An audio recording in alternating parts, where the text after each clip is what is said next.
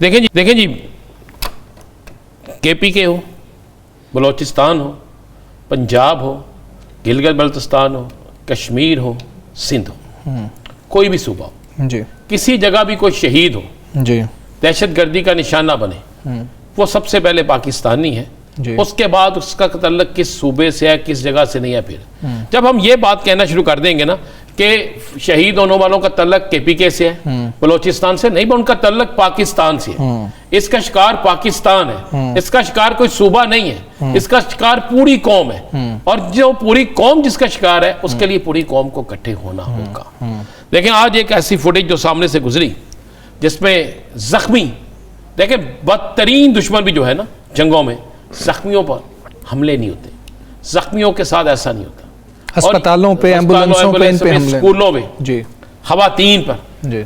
लेकिन ये इतने जलील और इंसानियत का नाम का लफ्ज नहीं है इनके साथ। दरिंदा सिफत, दरिंदे से भी आगे जिसे कहते हैं ना, दरिंदों के अंदर भी जो दरिंदे हैं ये वो है। उसमें जख्मियों को ले जा रहे थे, जो उनके साथ किया गया, जिस तरह उनको जलाया गया, फुटेज बनाई गई, उस फुटेज को फिर बाकायदा सोशल मीडिया पे लिया गया। इसी तरह और भी बहुत से वाक़यात आप देख लें। मैं उस शहीद होने वाले जो कर्नल्स हैं उनकी मैं गुफ्तगू सुन रहा था, सोशल मीडिया पे आई हुई थी, कि जो शहादत से पहले उनकी गुफ्तगू थी, अपने किसी अफसर से वो एक मैसेज कन्वे करा। तो सोच रहा था कि जब एक शख्स को पता हो कि मेरी एक कदम के फासले पर मौत है, जब उसे पता हो कि मेरी बुलेट प्रूफ गाड़ी जो है उस पर भी गोलियां चलाई जाती हैं, जब उसे पता हो कि मैंने मूव किया तो मैं जरूर निशाना बनूंगा, और उसके बावजूद वो अपना फर्ज अदा कर रहा हूं, उसके बावजूद वो ड्यूटी दे रहा हूं, उसके बावजूद उसे पता हो कि मैं उस जगह जा रहा हूं जिसके आगे मौत की वादी है, मेरे एक एक कदम पे मौत की वादी है, फिर भी वो ड्यूटी दे रहा हूं, तो उसके लिए तो पूरी कौम को खड़ा होना चाहिए जी। उसके लिए तो पूरी कौम को उसे सलूट करना चाहिए जो ऐसे शोहदा हैं। इसके लिए देखें, ये जंग सिर्फ अफवाज पाकिस्तान की जंग नहीं है, ये जंग पुलिस की जंग नहीं है, ये जंग FC की जंग नहीं है, ये जंग कानून नाफज करने वाले दीगर अदारों की जंग नहीं है, ये जंग सियासतदानों की जंग नहीं है, ये जंग पाकिस्तान की जंग है। अफवाज पाकिस्तान की जंग पूरे पाकिस्तान की जंग है, आम आदमी की जंग पूरे पाकिस्तान की जंग है। इस मौके पर मैं दुआई तवक्को ये कर रहा था कि हमारे हुकूमत जो है वो आज इस पर APC बुलाए। देखिए, इसमें क्रेडिट हुकूमत को ही लेना पड़ेगा जी, जिम्मेदारी भी लेना पड़ेगी। जब हम कहते हैं ना पूरी कौम एक नहीं हो रही, तो सवाल ये भी उठता है, इस पूरी कौम को एक करना किसने था? क्या आज के दिन हुकूमत का ये फर्ज नहीं बनता था कि आप सारी सियासी जमातों को लिखते हैं, उन्हें कहते हैं जनाब सियासत करते रहेंगे, सियासत होती रहेगी, सियासत बिल्कुल आपका हक आप कीजिएगा, लेकिन आइए जिस मुल्क में सियासत करनी है, जिस मुल्क की वजह से सियासत होनी है, जिस मुल्क की वजह से आपको हुकूमत मिलनी है, जिस मुल्क की वजह से आपका इनाम है, आइए उस मुल्क को बचाने के लिए अपना रोल अदा करें। लेकिन अभी तक जिस वक्त तक हम और आप बैठे, ऐसा कोई मामला सामने नहीं आया। एक ये बयान दे देना कि इंतहाई अफसोस का मुजाहरा किया, नहीं भाई, पूरी कौम को इकट्ठा करना होगा। भारत के खिलाफ जंग में पूरी कौम इकट्ठी थी ना, तो अब भी हो सकती है, ठीक। लेकिन इसमें फिर हम पता क्या करते हैं, हमारी नस्ल होती है कि जी हमारे कौमी इदारे अफवाज पाकिस्तान करें। क्यों भाई? मजे करें सियासतदान, मजे लूटे सियासतदान, इक्तदार के मजे ले सियासतदान, माली मजे ले सियासतदान, जिंदगी के मजे ले सियासतदान, रातों को आरामदेह बिस्तर पर सोए सियासतदान, रात को अपनी मर्जी की जगह पर जाए सियासतदान, पूरी दुनिया के टूर करे सियासतदान, ड्यूटी दे हमारे कौमी अदारे, जाने दे हमारे अदारों के लोग, तो फिर इन सियासतदानों के जो जुमे काम है वो तो कर ले। ठीक है, अफसोस से कहना पड़ता है, ना हुकूमत और ना अपोजिशन, किसी ने इसमें अपना किरदार अदा नहीं किया। ये हो जाए वो हो जाए, अब भारत और पाकिस्तान सेम पोजीशन पे खड़े हैं इस वक्त। बिल्कुल इसी तरह जी। पाकिस्तान तो बहुत ही सेम पोजीशन। अच्छा, आपको उम्मीद थी कि ये हो जाएगा? पहले वाले जब 5-7 ओवर हुए हैं, विकेट्स गिरी हैं इंग्लैंड की, उसके बाद आपको लगता था कि मैच इस तरह बदल जाएगा? सोचना चाहिए कि पाकिस्तान की भी पहले विकेटें गिरी थी जी, अगर उसके बाद वो स्टैंड ले गए थे तो ये किस तरह मुमकिन है कि वो ना लगी? देखिए, ये T20 है, ये 50 ओवर का मैच नहीं है, ये टेस्ट मैच नहीं है कि जिसमें आप कहें कि जनाब इतने ओवर्स हैं, इस तरह हो जाएगा, इस तरह हो जाएगा, ऐसे हो जाएगा, ऐसे हो जाएगा। ऐसा नहीं है। ये एक बड़ी क्लियर और साफ सी बात। नंबर 1। नंबर 2, पाकिस्तान के क्रिकेट का सफ़र हुआ मुकम्मल। अच्छा जी।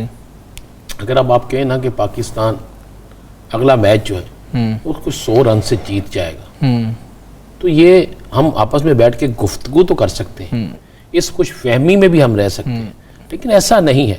मसलन आज मुझे एक बात बता दें, पाकिस्तान के जो स्टार बैट्समैन थे वो एक ओवर ने, बल्कि ये 2 ओवर्स ने पाकिस्तान की बैटिंग का बेड़ा गर्क कर दिया। हाँ जी, सारे आउट हो गए, सारे आउट हो गए। इस तरह गए हैं जैसे पता नहीं कुछ जीना आ गया। रान साहब, आपकी ना गहरी नज़र है क्रिकेट के ऊपर। वैसे तो हम इस पे ट्रांसमिशन भी कर रहे हैं, बात कर रहे हैं, लेकिन मैं आपकी इसमें राय ये लेना चाहूँगा कि हमारा बैटिंग ऑर्डर देखें। साइम अयूब है, मुसलसल वो नाकाम हो रहे हैं और उनको हम ओपन करवा रहे हैं। फिर हमारे कप्तान 1 डाउन आ रहे हैं, उनको मुसलसल हम जो है 1 डाउन खिला रहे हैं, वो परफॉर्म नहीं कर रहे हैं। और जो हमारा ओपन में टॉप बैटर है बाबर आजम, उसको हमने 4थे नंबर पे किया हुआ है कि 2 विकेट्स गिर जाएंगी तो आपने तब आना है, और दायरे का भी वो इस्तेमाल ना कर सके। ये किस तरह का। और आपने रिजवान निकाल के जो उस्मान अंदर डाला था उसको आज भी आप छुपा रहे थे, 7वें नंबर पे आपने भेजा उसको। मैं बता दूं कि ये जिस तरह होती है ना एक जिद रखी हुई है कि नहीं भाई हमने यही खिलाने हैं जी, ये हारे या जीते हमने यही खिलाने। देखें इंडिया मैच जो हारा ना, आप सेन में रखिएगा, इंडिया अपने गुरूर से हारा है, हम अपने निकम्मेपन से हारे। फर्क है ना, इंडिया गुरूर से हारा है, उसके अंदर गुरूर था जी, उसके साथ वो हुई जो कुछ सोच नहीं सकता था। अब भी उसकी कश्ती जो है ना वो खुशकोले खा रही है उसके क्रिकेट की। और मजे वाली बात यह है कि जब ऑस्ट्रेलिया आउट हुआ था ना जी, तो लोग कहते थे ये वर्ल्ड कप का मजा किरकिरा हो गया। हाँ। अब जब इंडिया ने आउट होना है ना तो लोगों ने कहना वाकई वर्ल्ड कप का मजा किरकिरा हो गया। उसके बाद पाकिस्तान तो आज समझे आउट हो गया।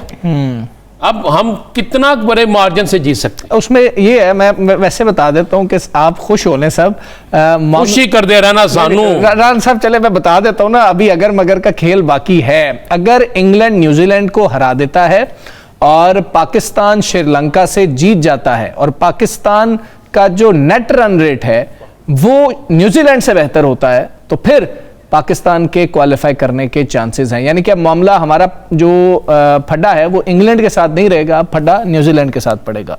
उसके लिए शर्त यह है कि हम एक मैच जीतें, न्यूजीलैंड इंग्लैंड से हारे।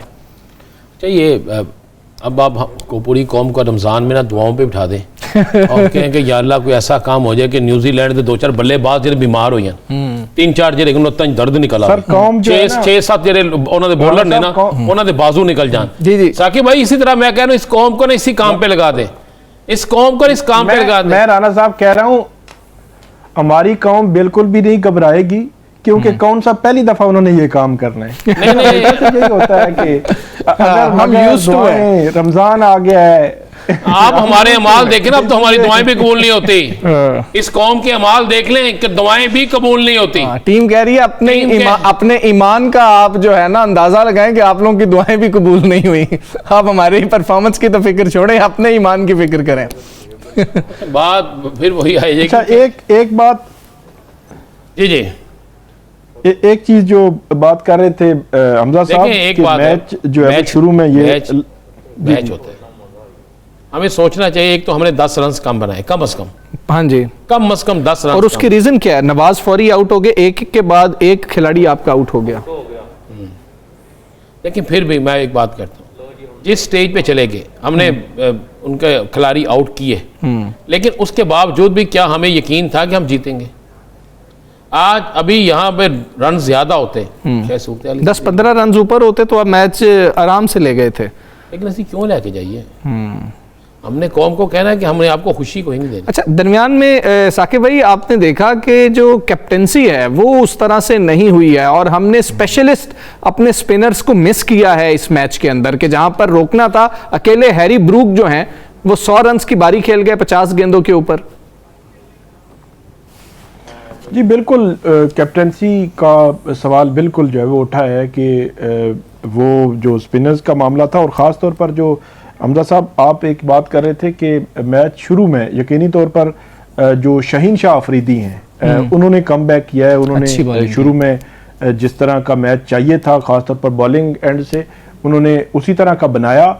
लेकिन आप एक क्रेडिट जो है वो इंग्लैंड साइड को देंगे कि पूरे उनकी विकेटें गिर रही थी, लेकिन पूरी जो है वो इनिंग्स में उन्होंने कहीं डामाडोल जो है वो नहीं हुए, आखिर में थोड़ा सा हुए, लेकिन इस तरह मतलब तकरीबन जो है वो मैच जीत चुके थे, तो उन्होंने मैच बना लिया था, तो उनको क्रेडिट जो है वो अब जाता है। पाकिस्तान की एंड पे यही है कि अब जो है वो अगर मगर पे भी चलेगा और उनको नेक्स्ट मैच भी अच्छे बड़े मार्जिन से जीतना भी पड़ेगा और न्यूजीलैंड को बड़े मार्जिन से हारना पड़ेगा, वही बात है। आप ये देखें ना साकिब साहब, जब आप 7 बॉलों पे 4 स्कोर रह जाते हैं और उनके आप 8 खिलाड़ी आउट कर देते हैं, अब मिसफील्ड करते हैं, मिसफील्ड करते हैं। अब क्यों करते हैं ऐसे? मैं कह रहा हूं कि ये चाहती, यहाँ तो ये चाहते हैं कि कौम को हार्ट अटैक हो। तो 20, 25, 30 लोग जो है, पहले लोग भूख से मर रहे हैं, अब लोग इस मैच को देख के मरे। यही है ना, जीत जाओ फिर भी मर गए, हार जाओ फिर भी मर गए, इन्होंने रखे ही सानू मारन जो गए इन्होंने। अच्छा, और हम रान साहब एक चीज़ है, आप वैसे इस पे बिलीव करते हैं कि जो कोचेज हैं वो दूसरी टीमों से, दूसरे ममालिक से आने चाहिए या पाकिस्तानी कोच होने चाहिए? पाकिस्तानी कोच होने चाहिए। अच्छा, पहली बात, हम किसी ममालिक से क्यों मंगाते हैं? क्या हमें क्रिकेट खेलनी नहीं आती? जब हमें क्रिकेट खेलनी आती है, जब हमें पता है कि क्रिकेट क्या है, हमारे मुल्क में क्या वसीम अकरम नहीं है, शुएब अख्तर नहीं है, क्या हमारे मुल्क में बड़े बड़े इमरान खान, हम देखते जाएं तो बड़े से बड़ा क्रिकेटर हमारे मुल्क में है। जहीर बाज कहाँ पे जी, रमीज राजा कहाँ पे, वो लोग हैं, सईद अनवर कहाँ पे, जिन लोगों ने क्रिकेट में अपना आप मनवाया है, हम क्यों नहीं उनसे लेते? हमारे मुल्क के खिलाड़ी जो है ना किसी और मुल्क की कोचिंग करते हैं जी, हमारे मुल्क के खिलाड़ी जो है वो किसी और तरफ जाते हैं। तो ये तो सारा आलम होता है। तो क्या करेंगे आप भाई? मैं आपको एक बड़ा क्लियर और साफ बता दूं, हमारी जीत भी जो है ना वो खुशी वाली नहीं होती और हमारी हार जो है वो तो होती नहीं खुशी वाली। वो ज्यादा दुखी हो जाते हैं हम कि आखिरी ओवर तक हम मैच ले जाते हैं, आखिरी ओवर पे ले गए हैं मैच। अब 2 बॉलों पे 2 आउट करके हम समझते हैं जी हमने बहुत अच्छा कर दिया, लेकिन वो हमसे होता ही नहीं। फिर एक बल्लेबाज आता है, वो आके आखिरी बॉल पे, पहली बॉल पे एक चौका मारता है। बल्लेबाज नहीं, जोफ्रा आर्चर है, जोफ्रा बैट्समैन आता है मतलब, और करके वो कहता है लो निकलो कार नो। जोफ्रा आर्चर आपको चौका मारता है आपके बॉलर को और मैच फंसा होता है। मैं कह रहा हूँ कि ले आओ ये ना, इन सब को ला के ना, इन सब को ला के महंगाई वाले चौक पे बांध दे।